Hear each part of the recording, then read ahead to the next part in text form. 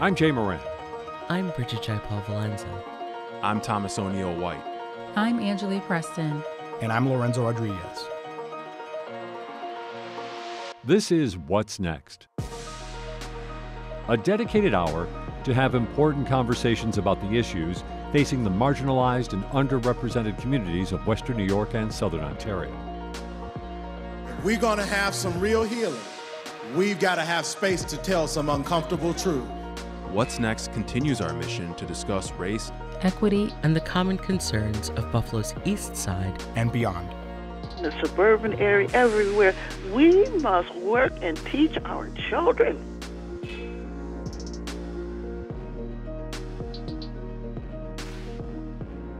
Welcome to What's Next. Thank you. I'm your host, Lorenzo Rodriguez, and I am joined today by, this is very exciting for me because I think I've already mentioned it a number of times on the show. I sprinkle it in.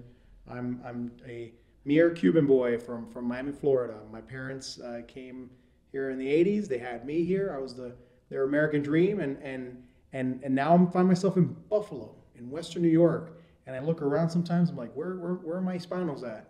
Where are my Latinos at? And we're here. We're out here. Where are my Cubans at? And I'm looking at one right now. Lázara Martínez. How are you? I'm doing great. Thank you so much for having me. For those that aren't aware of Miss Martinez and the work she's done, she is first off, classically trained violinist. Yes. You are a musician by trade, by heart. We were just talking, maybe this makes the interview, maybe it doesn't, about what music means to us in our just daily lives. And you are a true musician. You picked up the violin at age 8. And yes. Then also here in Western New York, you started your own jazz and art space at Pausa. We are in Pausa, the Pausa Art House. As I look at the beautiful mosaic tile logo that hangs over the stage, you started this place from blood, sweat, and tears. 2013, correct? 2013 started as a partnership, and then the partnership dissolved in 2016, and I've been running it. Keep it going. Yes. You gotta keep the music alive. You gotta keep the space alive, and you've been celebrated and honored. The way I found out about you was the Northwest Jazz Festival recently honored you with an award for being a jazz ambassador. You've maintained Pausa now for all this time, and with the key goal of having a space, an intimate space for jazz, for not only jazz, but art and other forms, other musical genres as well. Yes.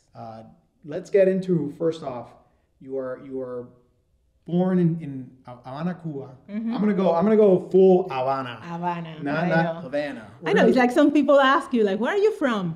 And I say Cuba because I'm speaking English, and they say, oh, Cuba. Well, yes, Havana. It is Hispanic Heritage Month. We're gonna go full Latino on everyone listening. So you were born in Havana, Cuba, and then you ended up here in Western New York. Give us a little bit of that journey, because I want to get into. I always want to hear everyone's story and how they're here. So right. So I left Cuba in 1997. I went to live in Mexico with the father of my children, and then we came to the States in 1998. He had a job at the University of Boston University, right? Mm-hmm. And at the same time, he was working here at Buffalo at UB. So we came to Buffalo in 1999. And ever since, we stayed here for 4 years, went to New York City when my first child was born, trying to, get a little busier, but it was too busy. Kids will do that. Yeah, and we came back. And that was 2006, right after the October storm.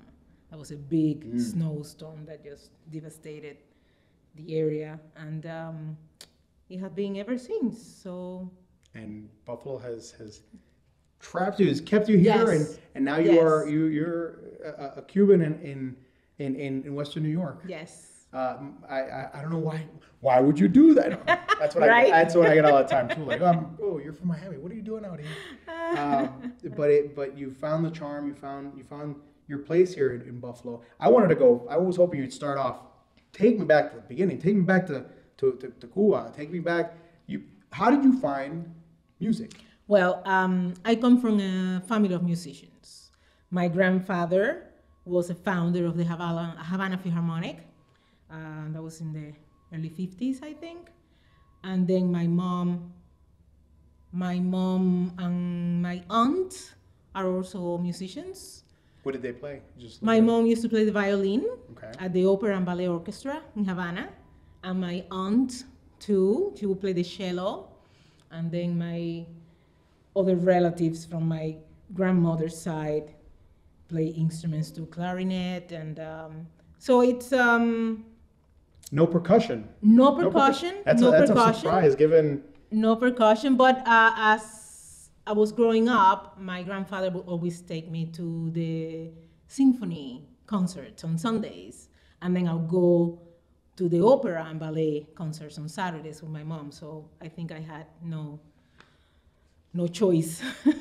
You started learning violin at age 8. Age 8, yeah. And you got an honor degree at the illustrious Amadeo Roldan Music Conservatory in Cuba. In Cuba. And then you played with the National Symphonic Orchestra of Cuba. But you did a stint also in Dominican Republic, right? I did. As I was about to graduate from Amadeo, I was chosen to be part of the Santo Domingo Orchestra. So I was there for 4 years. I left right after Amadeo. I was 19. I was just turning 19. So I went to the Dominican Republic, lived there for 4 years. And when things I felt had, reached a point where I really didn't have much more to do, I went back to Cuba in the middle of the Periodo Especial, right? So that was quite... For the uninformed, and I'm glad I've unfortunately never visited the island. I only hear the stories, and I know the things I hear from family and those that come from the island. But you lived there, you were born there. For those that aren't aware of Periodo Especial, can you give us a little gist of how it was living in Cuba under Castro rule, right, and all that right pertained to? Well, as I was growing up, as like any child, we don't really have any kind of like grasp or idea about politics. That's not something they really understand. So for me, because I was like they will call one of the chosen ones when you get to go to a special school. You had a talent? I had a talent. I was recognized for it. So I had a special situation. I was going to a music conservatory of the highest caliber you can attend. I was getting special education. All my classmates had the same interests as me. So it was to me, it was a great experience, doing that and growing up in that environment, which I really appreciate, because till today, I still have many friends that I met 40 years ago, and we still talk. And I recently just visited some of them, and we got together after 30 years, because we all, go apart once we leave school. A lot of us just disappear, kind of thing. Everybody goes to do their own thing. So Periodo Especial came with the fall of the Soviet Union. And it was this complete crash of the subsidies that Cuba was getting. So the economy just went like completely, it tanked, right? And it was almost like this state of mind that it was going to be a very special period of a lot of struggles and It's an interesting way of putting such a right. So this is going to be a very special period in our lives that we're going to have to get through, and that happened right after the Soviet Union fell, and that was in the 1990s, 1991. So that was the time that I left. So I really didn't get to experience that, and in a way, for me, it was almost like a blessing, because by being outside of the country, I could help my family back in Cuba. So when I decided to go back to Cuba in the middle of the Periodo Especial, my mom wanted to kill me. Why'd you come back? My mom is like, what are you doing? Everybody's leaving. I mean, that was around the Balseros. It was a total crisis. Everyone remembers a good old Elian. That was a little bit after that. That was a little after that. That was the waves of immigrants yes. that you would see coming from, in as we call them, balsas, Yes. rafts. The F-150s. That to me always sticks out. We had a group of Cuban refugees that came in. We have one thing I gotta applaud ourselves is we're great engineers, we're great musicians, great doctors, very creative. You do a lot when you have very little in Cuba. Yes. And they made a F-150, they float, and they came over in that, and you saw a lot of that in that time, and so you come back to Cuba around this time. I came back to Cuba around that time because I felt that artistically I had so much more to do, so I went back to Cuba and I played with the Havana Symphony for a little bit. I toured with them I don't know, it was like a couple of months. And then I started playing with the all-female chamber orchestra, Camerata Romeo. And I did that for another 3 years. So after that, I met, the father of my children. And you get to travel the world around this time. I did get to travel the world. We went to a lot of festivals, Mexico, Colombia. We went to Canada, Sweden, Ecuador. I mean, we did. This was after you left the second time from Cuba, or still? This is when I was living in Cuba from 1994 through 1997. Did you see were there any restrictions placed, or did you find was any pressure placed on you to not take off for good, or not defect, or? No, it was not, because again, we had a special situation. We were musicians. Because we traveled so much, we had a passport that would allow us to go in and out of the country without having to ask for permission each time. And, we always had to get visas to travel, but we pretty much had freedom to move around, which it was not the norm. So that's why I say I was part of kind of like the chosen, child that once you go into these special careers, you kind of have like a privilege, If you had some talent or something to favorably showcase Cuban culture internationally, there was you had. I mean, that's why baseball and other medicine allowed for those opportunities. But then, if you followed any baseball players coming from Cuba in the last 20 some years, you knew about the defections, and you knew that once that you had that opportunity, then it was all right. I can find a better life elsewhere. Yes. Not to say that there's not a good life there. I have a good portion of my family that still remain back there. Yeah. But we got into the nitty gritty of this conversation really quick. I still want to talk about the music, but I think we'd be remiss to not talk about such a huge portion of all our lives, both of our lives. Because while I didn't live there, I'm here because my parents had took off during the 80s in Marien. That was another one of the not periodo especial, but that was special too. That was a whole for those that aren't too familiar. I'm going to be self-indulgent here, but in the 1980s, and you can please corroborate check me on these. But Castro basically opened up his everything, opened up his borders, opened up his good and bad prisons, and wards, and just let everyone go. And good people, everyone just good took and off. Bad, everybody. Everyone just took off. Yeah, because, I remember. Because Castro came in. Castro comes in 1959, and then there's periods of there's elation because he's freed the country from Batista, and that was another troubled time for that we won't get into today. That's deep cut. Right. And then eventually things grew sour. The resources weren't there, and then he just basically said, "Everyone go. If you want to go, go." So I'm here because of that, and you're here because of El Periodo Especial. We're here for a reason, and I think it's important that we address that because people know that it's been a challenging history for Cuba in the last century, but they don't know sometimes the details of it. Right. So the personal stories behind it. Right.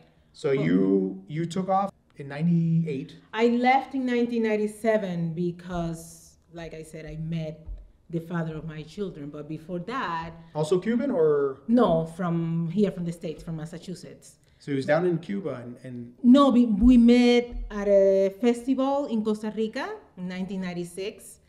But it was funny because my father was a political prisoner. So he was literally forced to leave the country. And he was told that you either leave with whoever you want in your family or you're going to spend the rest of your life in jail. So he did leave with my mom, my brother, my sister, my nephew. So half my family left, but I didn't leave.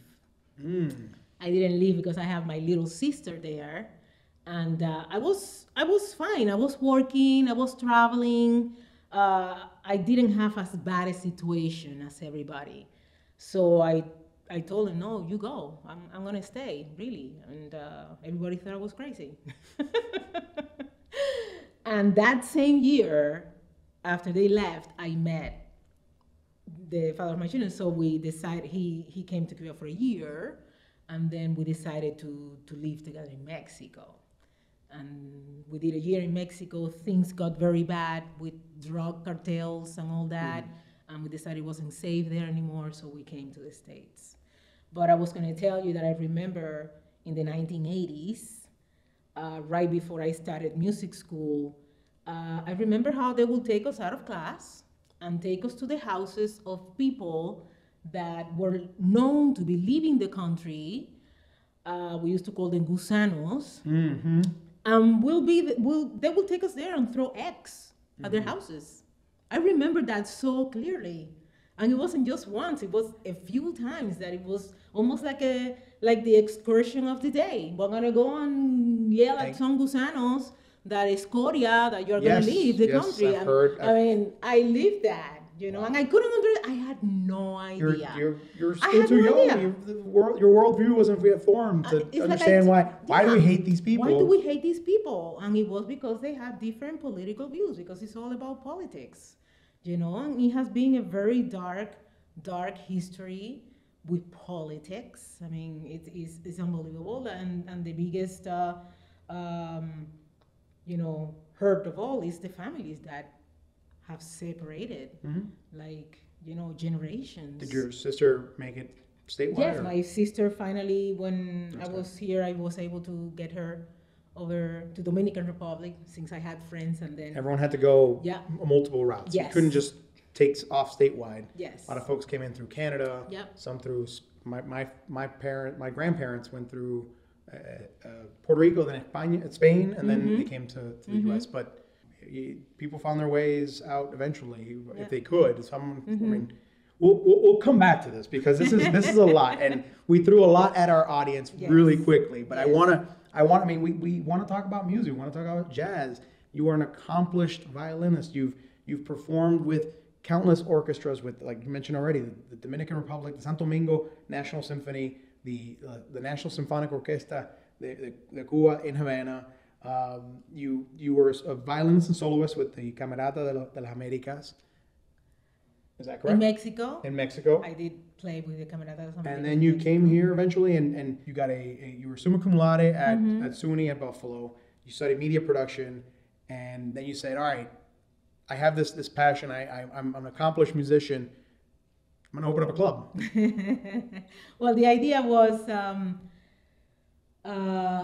we felt the need of a listening space. Jazz clubs, they're all about the music. And I'm sorry to boil it down to just a club. It's an intimate space. Right, it's an intimate space, but we felt that we wanted to do the art and the music together. So I was more in charge of the art part of the business, the exhibits, and then the father of my children was in charge of hiring the groups and all that. And that's how Pausa started, and we didn't know that it was something that was going to have such a great acceptance, and none of us were business people. We just started it we went with the heart, like, this is what we're gonna do, and there were a lot of trials and errors, but like every entrepreneurship, you gotta find out what works. We finally figured it out a little bit, and it has been a 10-year, trajectory. A lot of learning on the spot, How would you describe the jazz scene here in Buffalo? You like I said, I found out, I heard about you from the Northwest Jazz Festival. There are jazz festivals. How would you quantify? I'm hoping you're not the only name in town. There's more venues, but yes. How would you? But the characteristics of the Buffalo jazz scene.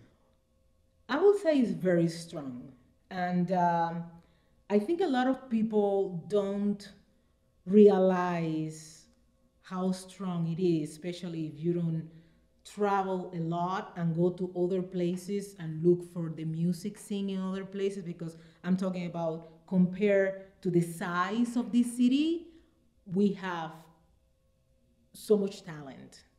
We have a lot of younger musicians that have come to school here, or musicians that have moved to Buffalo. Of course, we have like the old vanguard that have been here and teach here and grew up here, or like they travel and came back to Buffalo again. It's a rich area of it's a rich of area. Jazz. There's the Colored Musicians Club and Jazz Museum that's been there since early 1900s. It's been a staple here, with some big acts, some big names, Ella Fitzgerald, Miles Davis. All these names have come through here. Yes. So I wanted to ask your thought, because you've been here since the late 90s, and hopefully, and I still do believe the jazz scene is still very much rich and thriving here. Yes, it is. Yes, it is, and that's one of the special things here at Pausa, that at the very beginning, many of the younger musicians that are now, I will say, established, were just beginning. They were probably like just leaving school. Earning their chops. Yes, and they will have their first performance here. And after that, they will, I don't know, I guess they will get inspired and get some sense of more like, how would you say, reassurance that they can do it. And we progressively see how they have grown, and they have now like totally accomplished ensembles that are now playing all over town. Some are traveling, many are playing in the music festivals around town. So it's very rewarding. It has been a very rewarding experience to see that, that growth of the younger generation, and now there are many more coming. You're a mother of two boys. Yes. So but I assume there's a motherly feeling there that you're hoping to incubate and hopefully let them grow and take off and perform in larger venues and get a following, and yes. that's got to be very rewarding. Yes, because you know how it is. You've been at this, and you see the talent, and some of them I've told them they have performed here maybe like 7-8 years ago, and I will tell them like, you are doing great, keep it up, do not give up. It's not going to be easy, but you have a great talent, and you need to be very proud of that and just keep working on it. I do feel sometimes like I'm giving a motherly speech, but it's a reality, and they need that. It's very scary to stand on stage and. Well, and the nature of jazz, which is very improvisational, very, very off the cuff. It's very much. One of the rules here at Pausa is no talking. You're here for the music. You're here to experience it. No chatter. You can have your drinks and all that, but the music is center stage. Yes. That's got to be overwhelming. For you're bearing a piece of your soul out on a stage whenever you get up on there, and when the spotlight's on you, you better perform. And that jazz lets you kind of have that freestyle flexibility, but it's still very much like you want to win that crowd over. So. And I have musicians that they probably didn't know how much of the spotlight was going to be on them. So they will get here thinking it was just another, filling up the space and the music, and then they see everybody quiet looking at them, and they're like, oh my God, I didn't know they were going to be listening to me. So I could tell they were like scared. That's the mom in you too. No talking. No the talking. Music is yes, as it should be, And it's very respect. I do it mainly, the main reason is out of respect for the musicians. A reminder: turn off your phones, please. In today's world, it's not an easy thing to be a musician because I feel that of all the art forms, that talent is gotta be like really in you, especially nowadays that the arts are not really that, how we appreciate it. Appreciate or at the forefront. At the forefront. The funding so is cut when in a you lot of decide places. to do art, any form of art, is like that's your soul. So we have a group of musicians here that are really pouring their souls out, and we want people to listen, and they sometimes, I love it when they say, we're going to play this piece that we never play anywhere else because you're listening, because we know it's going to, get to you. It's not something that is going to get lost in translation. You're not going to find it on Spotify. Exactly. No, not on Spotify. It's just, live performances are different, nothing like it. No, the energy. It's all about the energy. Yeah. It's all, when the energy is right, it's an exchange that happens. That's why live music is so special. I say people, if you want to listen to music and chat, just, put Spotify and stay home with a bottle of wine or something. But if you want that exchange that happens when you listen to live music, that's why we do it. I am speaking to Lázara Martínez. I want to introduce you at first. It was Lázara Martínez. No, Lázara Martínez. She is a classically trained violinist, Cuban-American, owner and manager of Pausa Art House here in Allentown. In Allentown. Celebrated jazz ambassador. But you don't only do jazz. You do other genres here. You've also performed here numerous times. Yes. How is it putting together, curating? Now you are the sole curator of acts, musical acts, and artistic acts.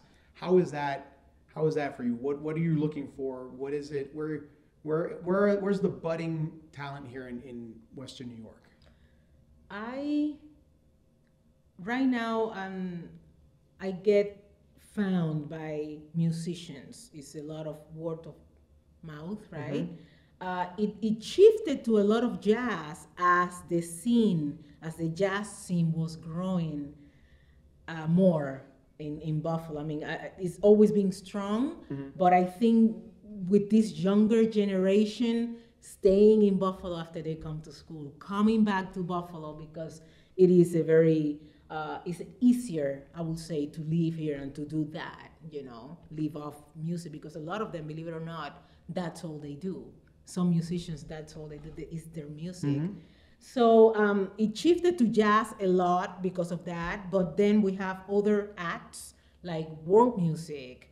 We have been getting a lot of Brazilian music. I've been getting Cuban musicians too that come from Toronto. I have brought musician friends that I went to school with in Cuba. They live in Miami, Fort Lauderdale, or like New York City, and they make it here. We make it work. There's still a traveling circuit. Yes, which is good. Yes. And then we have a lot of musicians that know musicians, and once they find out that they play at Pausa, then they get in touch, and so we get a lot of traveling musicians that just are passing through and they want to perform. So when it works, we make it work. But it's my criteria is that it has to be professional and special. There's got to be something special in the performance, and it has to be good. I mean, good music. It doesn't have to be specific type of music, because we have swing, we have Americana, we have tango music, we have, almost all genres happen, not with the same frequency, but we have of all that. So it's it's for all tastes. Well, as far as your music, you've like we mentioned before, played with the Camerata de las Américas. You played with Camerata Romeo in Havana, and you've released your own music. You recently in 2017 did a ventured into looping, the track looping. That was 2020. It was right before the pandemic. I had heard an artist here that was doing looping with voice. Was that Curtis Lavelle? Curtis Lavelle, yeah. And it was very different from all the looping I have heard before because she was very authentic, and I really liked all the accompaniments that she created with her own voice. And I was like, if she can do all that just with her voice, no instruments, I said to myself, what can I do if I can start looping with instruments and my violin and my voice? So I started with the little machine. It was like getting a new toy for Christmas. And I plugged that thing and I started playing, and then I started adding other pedals and instruments, and it just became this endless realm of possibilities that I could do. And I feel like I'm just beginning. I've been like 2 years, and every time I play, I find something new that I can do. And you put out Havana Loops. Havana Loops, I called it Havana Loops. And I did some recordings during COVID. That was my free time, those 3 months that we were closed. I used to just come here and just play until I couldn't take it anymore. Other people baked and did funny videos, but you stayed true to your craft. Yes. Yes. It was a blessing. I had not practiced the violin that much in a long time. Really? Yes. So you just let it go because of life. Life just happened. The kids, the business. Mm-hmm. So I didn't really have that. I didn't have that kind of time. I had 7 days a week, 24 hours. That's all I had to do because I couldn't see anybody. I couldn't go anywhere. So I was like, okay, I'm gonna play the violin. Might as well rekindle an old passion, get familiar with an old friend. Yes.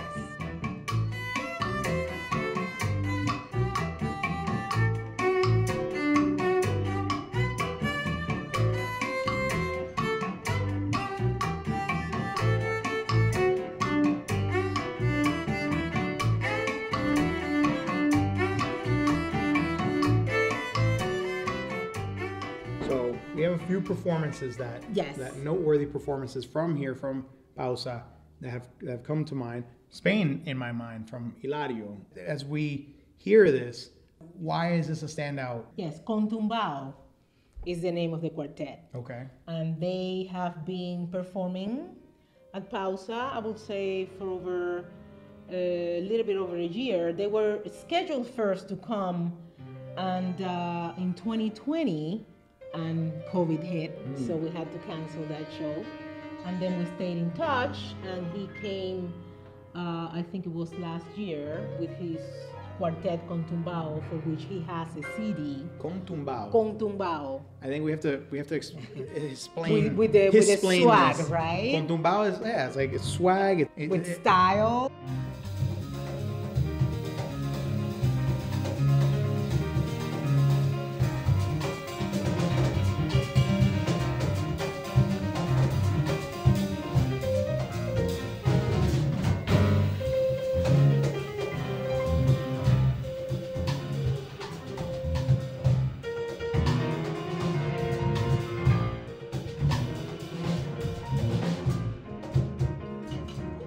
So Contumbao, that's the name of the group. That's the name of the group.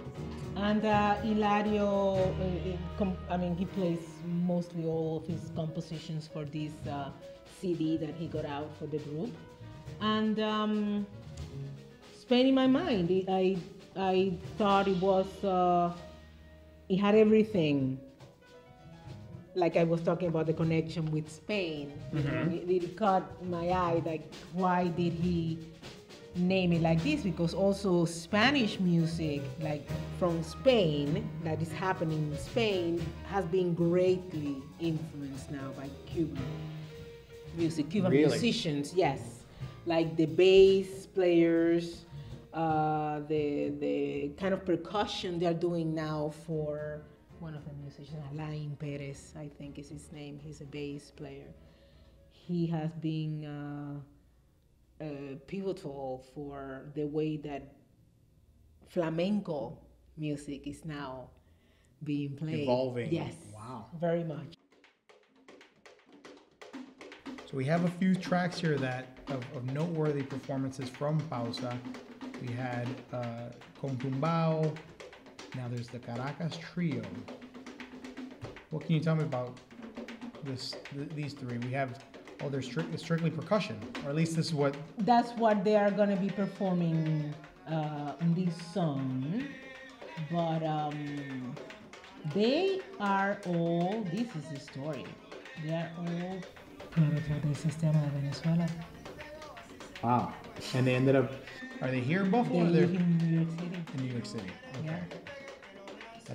That's another myriad of problems that we can't.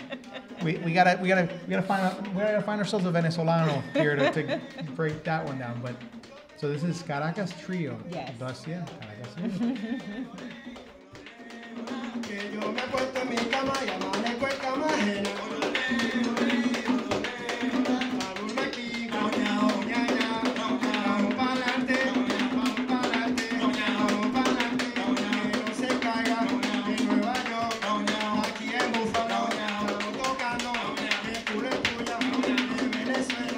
This piece was composed by a pianist, young pianist from Buffalo that just passed away 2 years ago, heart attack. He was living in New York City.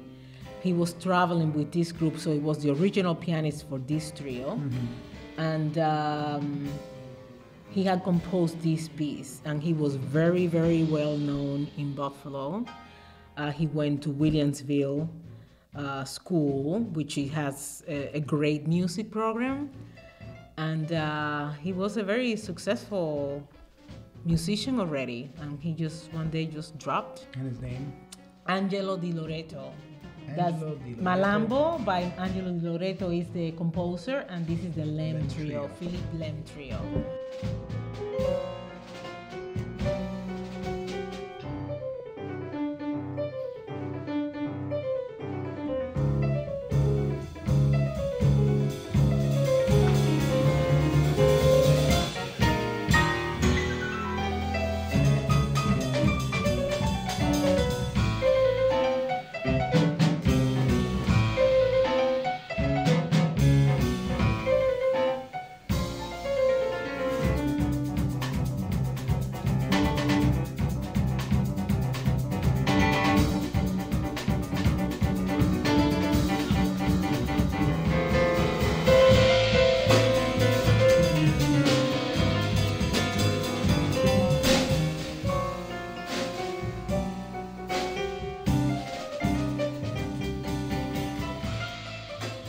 I think the problem with the music scene is, like I said, musicians are very underappreciated, and they are expected to perform for nothing.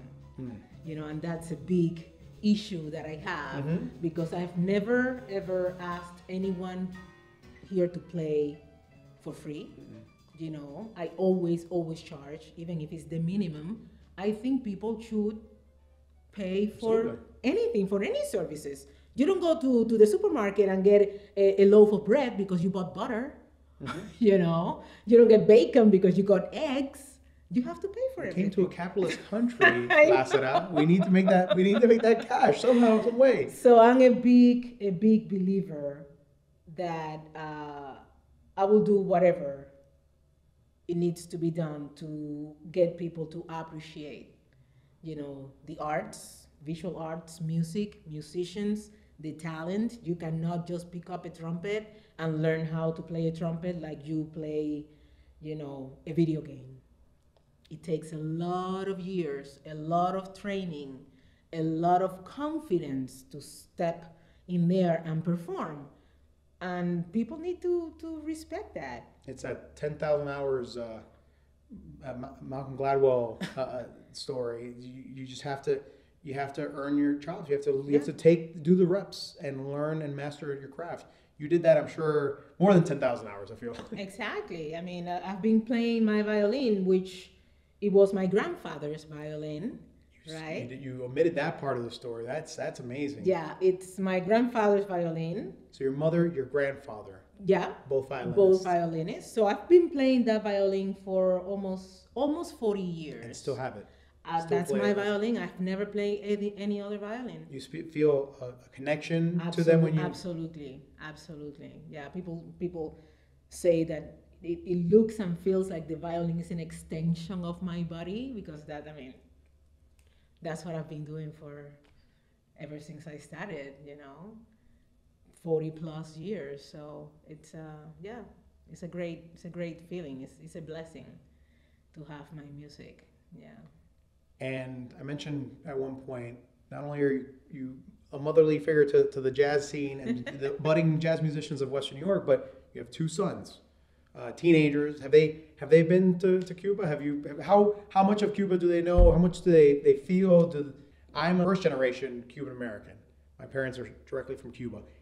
I worry about my daughters still having that same connection, because every generation you have to keep it alive, and that's tough. And it's tough in a place like Western New York and Buffalo, where you're maybe the fourth Cuban I've run into out here, and I light up every time it happens, because there's a connection point there.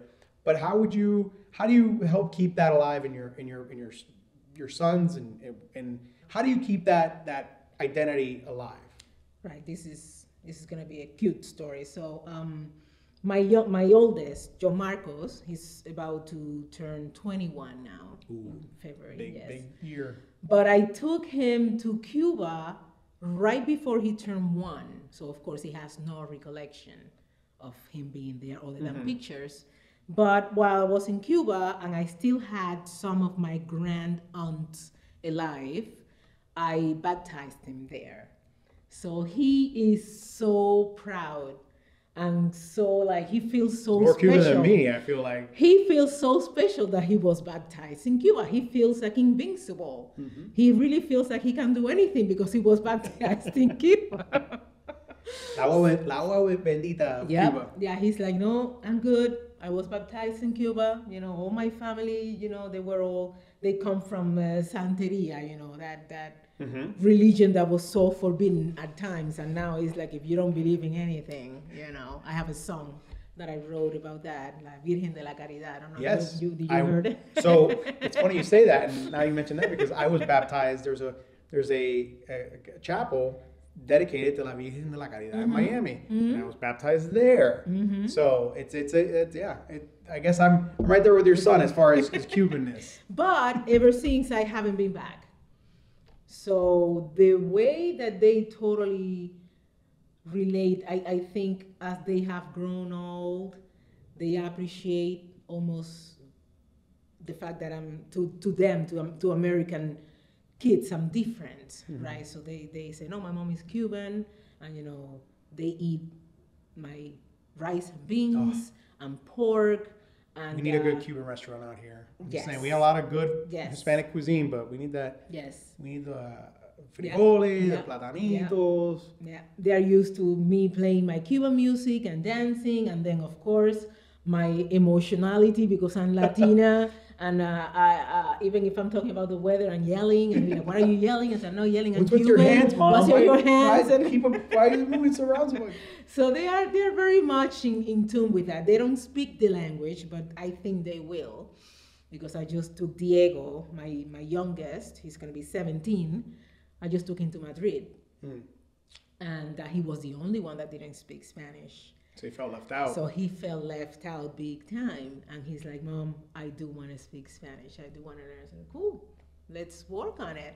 And I kept telling him, like, Madrid, this time, I don't know why, I think after COVID, everyone had this kind of realization that this is it, this is the time that we have to live. And so everyone is out, everyone is getting together with friends, everyone is celebrating, and it was such a great atmosphere I felt, and I said, Havana could have been this, because all that architecture in Havana came from Spain, all Havana. I mean, you walk Madrid and it's like Havana. El Moro is very much, but that's the Spanish influence is all around the Caribbean. Puerto Rico also has it, and not all of the personality of the Caribbean and Cuba, but it's definitely a part of it. And Yes. it's interesting you say that because you look at the contributions of Cubans. It's definitely cultural, music, arts, but also science, medicine, literacy. That's been for all the knocks we can give the Castro regime. We know how to read. We were all about. I remember being drilled in La Edad de Oro of Jose Martí, the poet laureate of Cuba, and those verses, those words are melodic to me. It pains me to know the history that I've experienced as an outsider, and seeing and talking to folks that still remember that Cuba that they were part of, and for my parents to not be able to have gone back, it's a part of me that I lament for others that and myself that I just, because of the way things are, because of the geopolitical sphere that we're in politics, that's just the way of the world.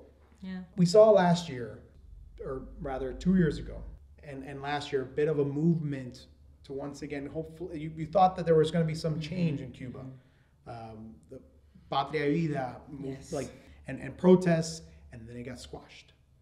That's kind of how it is. It's a very much, Castro's been very controlling. And can you elaborate on that? Because I'm only speaking as somebody who's witnessed from afar. But Right. Well, I did witness from afar too, but based on my experience, it's a dictatorship. It's a repressive system. Today's, ironically, we're doing this interview on the start of Hispanic Heritage Month. It's a big date for a lot of countries. That it's a pivotal date. But I think you've said some way or another that it's going to take it's a drastic movement. And I recently spoke to somebody from Nicaragua, who they are almost, they're eerily similar to the story of Cuba, because they also, the president who's in power now, Daniel Ortega, who learned almost everything he could from Castro, and it's a lot of other similar dictators, despots, whatever you want to call them. Hugo Chavez up until the day he died, it was the same eerie method of controlling the messaging, controlling the words that are the press, controlling the thoughts and the minds of the people, and it's done very, very stealthily, and you hope that something comes about. I don't know what. I think with the last few protests, it was a big. I really did have hope for it, because it was during the time of COVID. They weren't getting the medications, and the resources already low on everything, and then that just crippled the island. They have total control. They have absolute control of everything that needs to happen in order to change the regime, and unless a military person from within says, okay, this is it, nothing can happen. Nothing can happen. It's been 60 years, 63 years? 63 years. So what are the sounds, what are the things that take you back to your life in Cuba? I gotta assume it's music. Give me some of what's on Lázara Martínez is I hope you have records and CDs, but your Spotify, what do you listen to? What are you playing nowadays? I always liked my Cuban roots, and I listen to, when I want to lift up my spiritual side, I listen to Yoruba and Dabo. I listen to, what is this? I don't listen to Los Muñequitos de Matanza as much, because Yoruba and Dabo has that, but with a more modern approach. But for Cuban jazz, there are so many great jazz pianists that are now traveling the world. Alfredo Rodriguez. We have Harold Lopez Nusa. I listen to him a lot, and I did see him at Blue Note last year. There is another great, it's not jazz, It's more like funk, Sima funk. Sima funk. Have you heard of Sima funk? No. I'm asking this question for It's my like own they call selfish it like the needs James of- Brown of Cuba. It's Really? That it's So an it's a act. perform. It's It's a performer. Okay. And I did see him too at Sima the funk. Sima Funk. I'll send you a couple of things. I listen to a lot of Brazilian music. I just love it. You know, we did use You have a track called Brazil. Yes. Yeah. I did that during COVID. I remember when Brazil was in denial of COVID. And you know, he said Bolsonaro. Yeah, he was Yep. like totally like, no, we're not gonna do anything. So I think there's a line in there, if I'm not mistaken, that's no puedo creer, or yo no quiero que me digan lo que no quiero escuchar. yes, no quiero que me digan la La verdad. verdad. Don't tell me the truth. Yeah. I don't want you to tell me the truth. Yeah. Yeah. Now I see where the muse where Yeah. where it came from.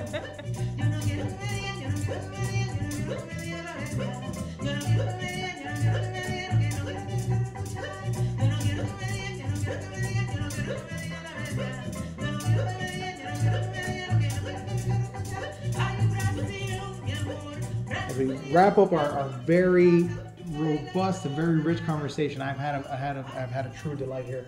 I want to talk about something local, hyper local here. Getting to Pausa was a bit of a challenge for me because of the construction, the seemingly never-ending construction on Allen Street. It's been now for a few years, I'd like to say, since before I got here. It's been a concern, and I only bring it up because of the fact that it as a business owner in this area, it's got to be, I assume, troubling for you and the others that are affected by that. Yes.